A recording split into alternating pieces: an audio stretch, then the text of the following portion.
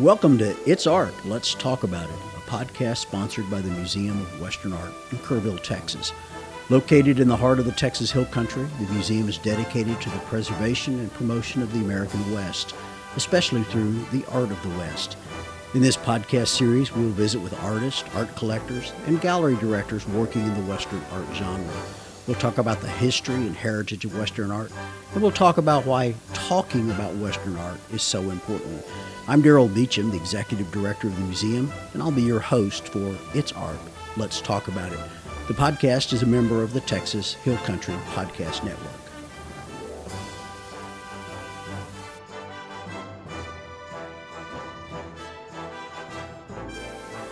The introduction for Sarah Harless, episode number 3, in 3, 2, 1. In this episode of It's Art, Let's Talk About It, we visit with the artist and art educator, Sarah Harless.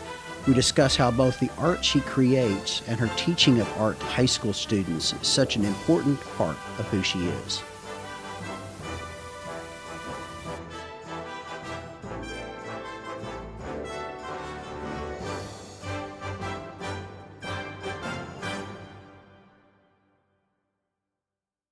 And we're joined today on It's Art, Let's Talk About It by my good friend Sarah Harless, an artist and art instructor. And welcome to the podcast, Sarah. Thank you. Thank you for having me. You look a little scared here with it. Well, I wasn't I know I kind of threw this. I threw you into this. And so, as you know, Art, Let's Talk About It. It's Art, Let's Talk About It is a podcast designed to interview artists, talk about the art world. And you bring an interesting perspective. Not only are you an artist, but you're affecting the young minds of students in your little hometown. And let's talk about that for just a second. Let's talk about your teaching role, and then we'll go into how you became an artist and your current aspirations for the art world. Talk about teaching first. Okay. I brought the students here today to the Museum of Western Art so they could see some really good quality works. And I think that's huge. If they don't see good artwork, how do they produce it and study it? And I've been at Kelton ISD for 15 years. Now, Kelton is where?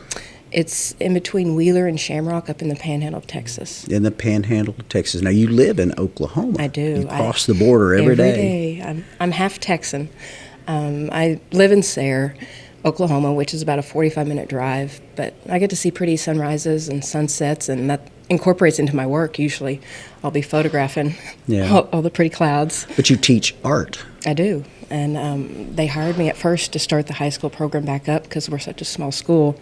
Pre-K through 12th now is 150 kids, and that's a big number for us. We've gotten down to about 80 kids and thoughts of shutting the school down, but things have always worked out for us, and I'm thankful that I'm there and that Kelton has supported me in the art supplies, and getting to do workshops. And you teach it at all levels at Kelton. Yeah. This year it's 6th grade through 12th grade, and each class is different. Each year it's different on how you approach it, and you got to teach the kids where they're at. That's kind of unusual, though, isn't it, to have a school so small, so remote, if you will, as the Panhandle of Texas, and have such a robust art program. You're down here in Central Texas, in the Hill Country, today, the last couple of days, visiting artists, visiting galleries, coming to the museum, but you're ultimately headed to the state competition, and that's just, tomorrow. Yeah, most of the kids you see in those state competitions come from big schools. Oh, yeah. Yeah, I've been fortunate that we've had good kids and been able to take them just about every year that I've been teaching at Kelton. We've advanced to state. Now, we might not have won state, but we got to come down here. It's quite an honor, though, to have kids, advance to state level competition in a state as big as Texas and the school as small as Kelton is. I looked at some of the stats. It's like there's about 30,000 kids that compete, and only the top 2,000 advance on to state in the whole state of Texas. And VACE, Visual Arts Scholastic Event, is like the biggest art contest in Texas. And so if you get down there, that's huge. And this is a number of years you've had state repeaters, because we see you every year with different kids. I try to bring them to the Museum of Western Art. Talk about art and the state of art instruction in in America today. We talked earlier off mic about your concerns. I don't know if I want to be on mic about this. Well, but we'll try. I'll try to make it as tactful as possible. We'll keep you as politically correct as we can. But, I mean, I think it's just concern, honestly, that's shared by myself and a lot of other art professionals that the direction of art in America is changing. Yeah. We've gone to some contests, and there's a lot of stuff that has won that is debatable. It has weird stuff, and right now that they're rewarding the weird artwork. Well, you know, and I don't know if you've heard it on this podcast and others. One of the expressions that I've used a lot is that art is the only business in which you can say, I am, and you are an artist. Yeah. Just by simply saying, I'm an artist, you're an artist. And yet what constitutes art? But where's the foundation? It's where I'm going is, I mean, I think you feel the way I do that art needs a foundation versus just simply saying, I'm an artist. Oh, yeah. You know? And, when I teach those kids, they see the process. I work on artwork there. I stay sharp, but I'm able to help them work on their artwork and guide them. If they're seeing me do it, they take me more serious. But in return, like, they don't know that it's a huge reward for me to see them build confidence in themselves. And I didn't really see that when I first started teaching, but reflecting back, I couldn't do this art stuff if I didn't teach it too. But it makes me sharper on if I can teach it, that means I understand what I'm doing even more so if I can teach it to others. How long have you been doing it? 15 years. 15. So you've had a chance to see a full cycle of kids who've started out as little bitty guys, guys and girls, and today they're off in college. They're off doing their own thing. You never know, like my old basketball coach said, you never know what's going to happen. Like, you always want to do the best you can with those kids because you don't know where they're going to be at later. You don't know what you said to encourage them. It might turn out to help them later in life. You don't know. So it has to be rewarding. Yes. And that's why you continue to do it. That's why I do it. Yep. But you also have had the guts, the fortitude to step out there and be an artist on your own. And recently found admission to the Roundup exhibition here at the Museum of Western Art and other shows that I'm aware of. And have had some success. And, it's been rewarding. You love it, first of all. I wouldn't do it if I didn't love it. And I hope that shows through in what I do and how I do it. But I wouldn't be here if it weren't for a lot of the CAs that have impacted my life. And I get pretty choked up just even thinking about it. But well, and I know they didn't have to help me. Because I go to some of the same events, and we see each other at a lot of those events. And the Cowboy Artist of America, this used to be the Cowboy Artist of America Museum, and we still do a lot for them and with them. And their scholarship program is really phenomenal in helping kids. It helped me. I mean, I got the Joe Beeler scholarship. You've gotten to know a lot of them over the years, right? It's Martin and Bruce and TD and Jason. And I mean, it's, I have to pinch myself sometimes because they didn't have to help me. Well, but they did. But somebody didn't have to help them either. Yeah.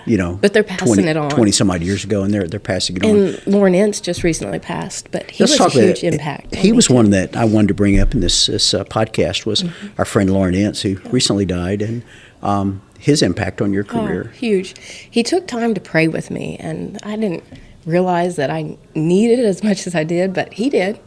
And I learned like my oil palette and a lot of things from him, not just the art, and like after his passing, I have a print of his that he did the demo at the CA the CA at the Cowboy Hall of Fame one year of a horse, and that was the first kind of intro to seeing all this stuff. And he gave me that signed print, and it's hanging at my classroom.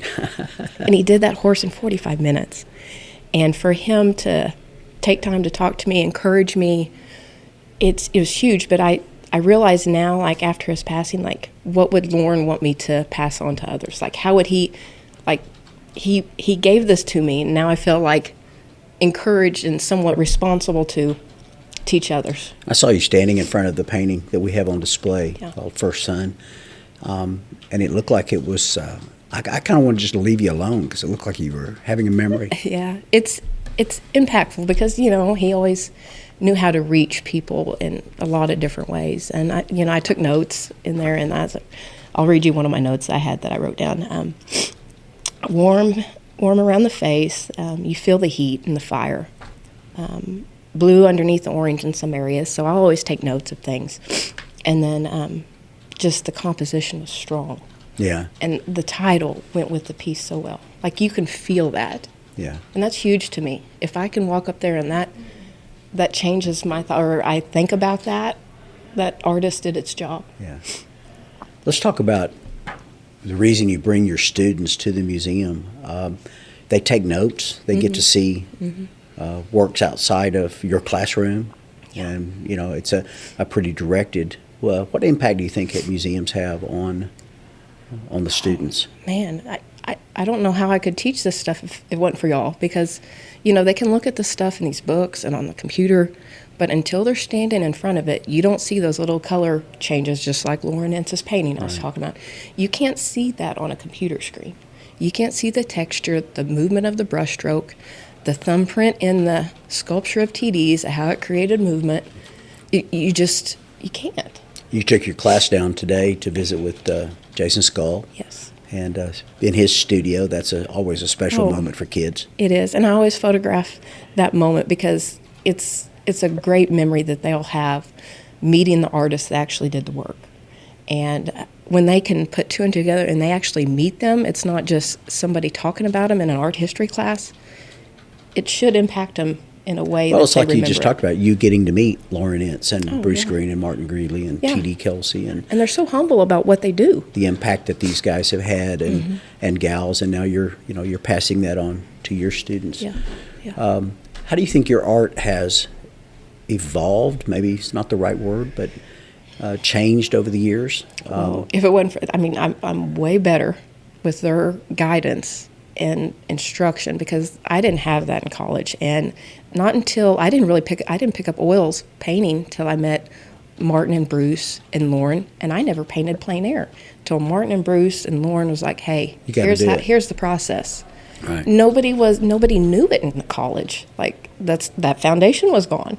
Like, painting from life, we hardly did that. Your subject matter mostly, landscapes, horses, cattle, but that also relates real well to your personal life. Yes. Yep. Your husband and your boys. Yep. It's all cowboy stuff. It's all cowboy stuff. Yeah. Talk about your family real quickly. Well, I'm the only girl, so I have to do the boy stuff some. And they're always hungry, but I'm learning to cook, but just learning the cowboy way of things, like the mannerisms, like the mannerisms and the respect that they have. Like, even those CAs, like you notice it when they shake their hand, they take their hat off, or they open a door, and that's those little etiquette that I appreciate. And like even going out trotting in a line when the cowboys go gather cattle, like, there's a process, there's an order. Whoever's person is leading, they tell you where to stay, and then they push the cattle in. There's all those little things, and Bruce, Martin, and Bill Owen, like, really did it, like, really well. And Martin did paint some cowboy stuff too that I love. And he's, I wouldn't be where I am if it wasn't for all this. But you live a life that you couldn't live in New York City. No. A cowboy way of life. Yeah, I was a city girl. I grew up in Oklahoma City, so I had a huge learning curve in front of me, like learning how to shut the gate in the right way, so you knew nobody else was coming in. There's all those little things that. Yeah. But I wanted to. I loved it. I fell in love with the landscape out there. I didn't want all the pavement around me like I grew up in Oklahoma City. When did you know you were going to be an artist? Well, I was in middle school, and I liked art, but I didn't really. This is part of my testimony, like how I started with this. I liked art, and I drew some, and it was all right. But I didn't go to church much. Mom didn't take me to church all the time, but I went on this youth thing on Wednesday nights, and we were, girls always got to sit together, and they want to sit by their friends. So I moved over a chair here. Well, anyways, I ended up sitting in this chair that underneath it on Wednesday night, if it had this certain saying, you got to get up on stage and get this Nintendo 64 back then. So I'm dating myself a little bit, but anyways, that happened to be me. But what was under my seat said, "Thou art blessed." And I got to go up there and get that Nintendo 64. But also that night I got saved. I felt the Lord tugging on my heart that, hey, you need to come up here. And it was just a calming feeling that, like, I did what God wanted me to do then. And I'm still trying to figure out how this art stuff, these puzzle pieces work out. But that was the moment. I mean, not to say I don't have to work for it, because I do. But that was the moment where that door started opening more and more. And I was in middle school. And then I applied to get into this magnet school for the arts in high school. And I got in, and I drew this little church from life. Everybody had these big fancy drawings and everything. I just had this small little sketch of the church that we're supposed to draw from life. Right. And I got in. And it was just the Lord guiding you through it all. And I always loved basketball. And so I struggled with, I had to get basketball out of my system before I could do the art stuff. But I played college basketball, and then I came back to the arts and finished with a Master in Art Education. And have been teaching for 15 years? Yes. And doing your art. How do people reach out to you if they're interested in seeing your art? Website? Yep, sarahharless.com. And now spell it, because it's, Sarah can be spelled a lot of different ways. Sarah and with Harless. an H. And, Sarah, and Harless can be spelled a lot of different ways. It's sarahharless.com. Yeah. So sarahharless.com. That'll give them direction on your work. Mm-hmm. Right. You're like every artist. We want to give a plug out. You're selling your work a lot on the internet. Yeah. And you're in shows, and especially the fall roundup at the Museum of Western Art. So yeah, I appreciate it. It's always fun to talk to artists and hear their thoughts on things. And I'm especially appreciative of you bringing your kids, your students in year after year after year, because it's always fun to see them light up when they see really great art. And it's good to have different stuff coming through here. Like, you put together a really good show, and to see the variety every year, having something new up there that I hadn't seen before, it's like, why wouldn't I want to come back? Like, I love it. Our visit today is with our friend Sarah Harless, artist and art instructor. And Sarah, thanks for coming on and talking about art. Thank you. Appreciate it.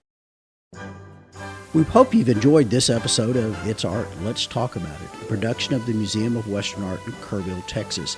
We hope you'll visit the museum in person. We're located at 1550 Bandera Highway in Kerrville, Texas. Find out more about us by going to www.museumofwesternart.com. And we hope you'll join us next time for It's Art, Let's Talk About It. The podcast is produced by the Texas Hill Country Podcast Network.